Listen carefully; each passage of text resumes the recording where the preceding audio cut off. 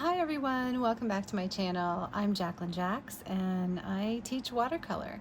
I also make handmade watercolors, so if you're interested in maybe picking up some honey pots of your own or joining this watercolor subscription service, then please just follow the links in the box below and check it out through jaxwatercolor.com. So in the last video we did this really cool loose watercolor floral, and this was from the monthly subscription that I sent out. But there's also another thing that we didn't do in the monthly subscription, and that is this part, and this is mixing greens. So I thought I would do it on a separate video. If you missed this video, then definitely go back and check it out because that was really fun to do. This is mixing greens. So in the kit that I sent out in the monthly watercolor subscription, we got a set of watercolor, this palette to mix this, to paint the spring bouquet. We also got the cobalt cerulean azure, which is a beautiful, beautiful color, and the mixing greens dot card, which is so easy. You just activate it just by putting a dot of water on each one of these, and then when we're ready to paint, it will be ready to go. Very simple. So there's also this little index card in watercolor paper, which is for mixing your colors towards the center of the chart. This is mixing green specifically, so what we're going to be doing is starting with a solid color and mixing towards the center would be a 50-50 split. So if obviously you go more towards this side, then it's going to be more like 75-25, you know what I mean? And so that will show you the range in colors. Now, you can always do this on a larger sheet of paper too, if you want to, but it just depends on, you know, how good you are on smaller sheets. I'm going to do it on a larger sheet as well, just so that you have that for reference, and in just in case I run out of room on this one, because there's actually two yellows.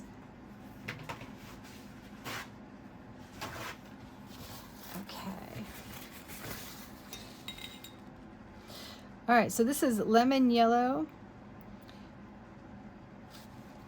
and it's PY 175.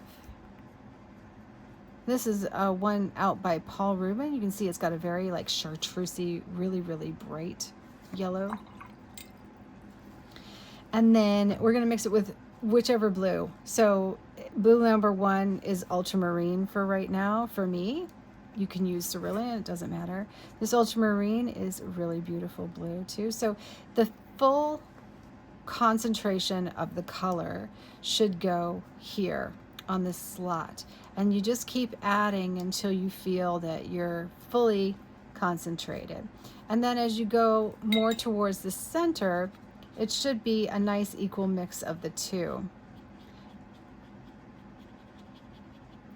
So this is how I do it, is I just blend it just by hand, right? And then I know that like if I mix this one and this one in the center, then I'm going to figure out what green I'm going to get. Now there's a lot of water. If there's too much water, you can always dry it back and then use your mixing palette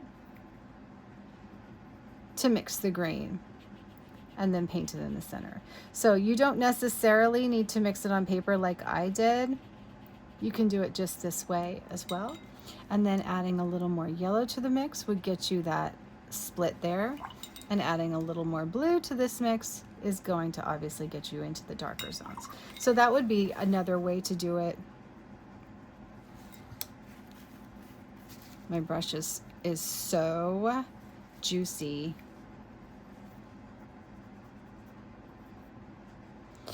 And of course, this is artist choice, right? So like if you want a certain green represented in your chart in the center, then by all means, you go and get that green. You do not need for it to be a certain color. Like I really like this color, so that's what I want as my second color. Does that make sense? You know what I mean? Like you don't have to go with what it gives you. You can manipulate it until you get a color that you are actually going to use. I think that's more of an easier way to say it, that you're actually going to use so that it's represented that way on your color chart and it makes more sense to you. Okay, so let's go with the green. So this green that I ended up with, so say I mix some green. Let's mix some more green. And you can even mix the green with the other yellow and blue, right? You don't have to do this one, but say I got this green, so I'm going to put this green here.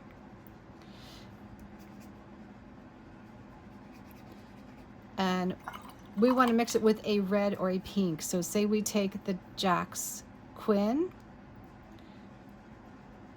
and we mix it in. So now if we have a lot in the mix, it's actually kind of a little more dirty purple, right? So see how clean and pink that is? And then as we mix that with some of our blue, it kind of gives us a little more purple, but if we mix it with the yellow, it's going to go a little more olive. Did you notice that? So you would think that that would get muddy, but it didn't. It got more olive. So if you add a little more blue to it, it's going to go more into that deep green range. So see the consistency? But if we add just a little bit of the pink, it goes gray. So what happens if we add more of the other colors? What is happening to the color? You see what's happening to the color, how it's changing? Until we end up with almost a sap green. See, with like we've got this sap green going, a little more yellow. Mix it in, it starts to gray, but that neutral tone is really more of an olive if you keep going and working at it. You don't get afraid of it. Sure, if you go more towards here, it's going to get more brown, but if you go more yellow, it's going to get more green. And if you add a little more blue, it's going to get more blue-green. So you see how that mixing greens kind of works? It's pretty cool, right? Like it definitely shows you not to be afraid when you start to see some of those browns come out, because that is kind of like going to get you more towards the sappy colors that you might be looking for. Okay, so here's another yellow. So let's try it with another yellow. Now you can do the gamboge, you can do the cad yellow. There's another yellow down here. So there's a space for all three yellows because they're all going to make different greens. So putting a lot of it here, I actually need more. So want that. I'm going to try it with the cerulean blue. Because it's so bright. So I'm taking this warm yellow and mixing it with the bright, bright blue, and I'm going to get a really cool springy green. And the more that I mix with the blue, it goes more blue-green. The more I mix with the yellow, it goes more chartreuse.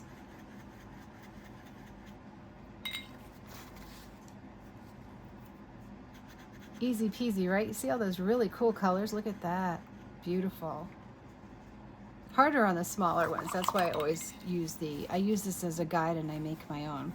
So that green that we got, so we make a little more. This brush is so thirsty. What's happening is I actually have trouble laying down the color because it's thirsty. It just wants to drink everything. So I mix up a green, and then what happens when I take that green and I add maybe another yellow? So take the gamboge and mix it in. What do we get? We get a green gold, which is one of the most popular colors these days. Everybody loves a green gold. So we got this springy green, mix it with gamboge, and you end up with a beautiful green gold, like a chartreusey green gold. Look at that, so pretty. Surprise, right? Isn't it like a cool surprise? So yeah, so going back to the green, so we're gonna put some blue here with the cad yellow, And I get that really nice bright green. Bam, bam, bam. Look at that. Now what happens if we take just a tap of our pink? You get this peachy, really cool, kind of like peachy neutral color. And then if you add a little more blue to that, you get a little more green. If you add a little more gamboge, you get a little more sap. Look at that. Isn't that pretty? Again, a little more gamboge. It brings you more to even more yellow, like that green gold. Add a little bit of the brighter yellow and see where you are at. And you can make notes, you know, like you don't have to use this. You could do another sheet with some circles and just sit here. What happens if we add a little bit of the blue to that? And that's interesting. We get more of that like deep, almost paraline green. If I add some bright yellow to this actual mix, what else happens? I start moving more towards that brighter chartreuse. So this is a really fun exercise to do, you know, because this is really going to teach you a lot about the colors in your palette, but also how to not be so afraid of mixing things. And let me just also show you a fun trick. So say I did mix something that was super, super muddy. It's pretty purple. Just by kind of mixing it all together, and I've got this mud color.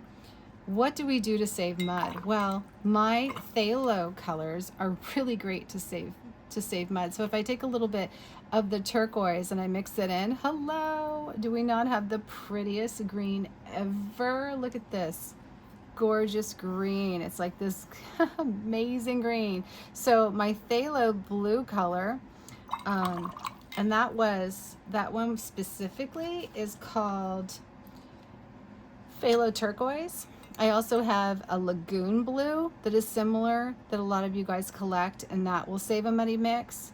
And then also this green that's in the kit, the spring emerald, a great way to save a muddy mix. So let's do this again. Let's take some of our, like a lot of our vermilion and mix it all in. So it's got just orange, right? We're like, uh-oh, orange. What happens when you mix orange with blue? Oh no. Gonna get a wine color. Of course, my colors don't like to make mud. They kind of like to make nice colors. So I'm just going to get everything and just mix it all together, and I'm still not getting anything I hate, but I'm kind of getting a beautiful wine color. I know. I think this is why my colors do so well, because no matter what I mix in with them, but that's kind of brown. So now let's take some spring green. And I've got a gorgeous, gorgeous, gorgeous forest. Look at that. Okay, take a little bit of the turquoise, mix it all together. Paraline, look at that. So you take muddy mixes and you mix in any of my lagoon blue, phthalo turquoise, any of my phthalo colors, and they will just absolutely save the day. They really, really will. Even this cerulean, you can mix it in and you're gonna get a really, really pretty, like algae color, like blue-green. So yeah, you'll have a lot of fun. If you want to buy my watercolor, definitely go, because it's quality and you will love it, and you will just find that it just paints for you. It's so much easier. You can paint all kinds of things like this. Go back and check out this video. It's really, really fun to do, and I just bless you guys for being here. Thank you so much for your interest in my watercolor and everything I'm doing. It's just so wonderful that you're here with me, and you have been for so long. I really am dedicated to you. As you know, you can call me on the phone, and I talk to you all the time about your watercolor journey and what's going on and what's right for you. You cannot do anything wrong. You always, whatever's right for you is right for you, and I firmly believe that. And if watercolor brings you joy, I am here to get it into your hands, and hopefully we will be on that journey together. So have a wonderful day, and thank you so much for being here, you guys. Bravo. Share all that you paint on the website or on Facebook or on Instagram, and be sure to tag me at Jacqueline Jacks, and use the hashtag if you want to enter the contest to win something, and that would be Jack's Art Challenge hashtag. Bye guys, see you later.